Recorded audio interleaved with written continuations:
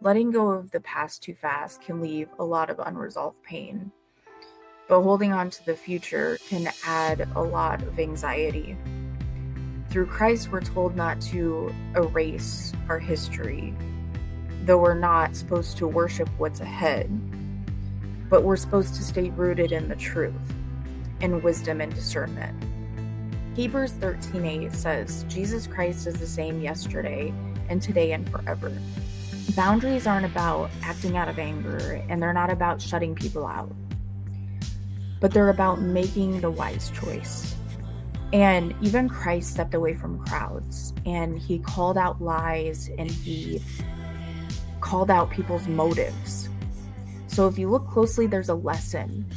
So you can't move through relationships and places blindly. Following Christ means figuring out when to speak up and when to stay quiet.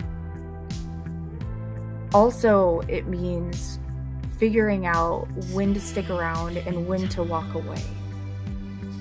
Ecclesiastes 3:5 says, there's a time to embrace and a time to refrain.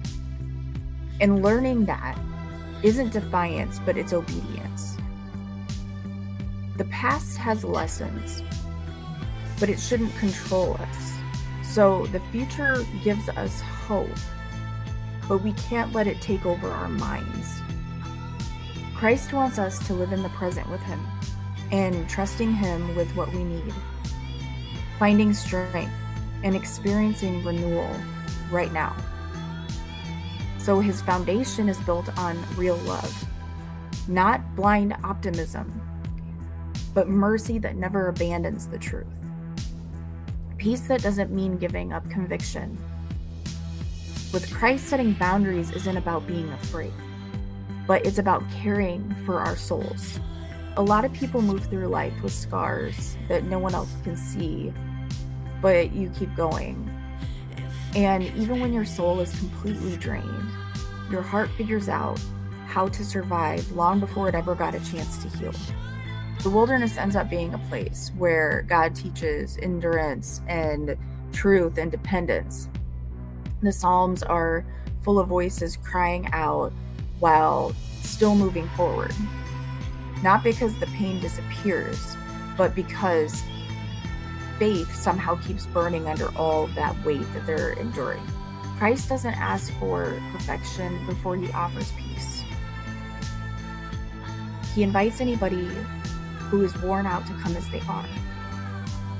You need boundaries sometimes, and especially if you've wandered into places or situations that pile on more exhaustion. Even Christ took time alone to pray and recharge. If your spirit is wounded, being surrounded by nonstop chaos, wisdom shows you when to stop and when to let go or keep moving. In Psalms 23:4, it says, though I walk through the valley of the shadow of death, I will fear no evil, for you are with me. So this reminds believers that the valley is something that you pass through, and it is not forever. And even when you're struggling and you feel like you're stuck, God is right beside you.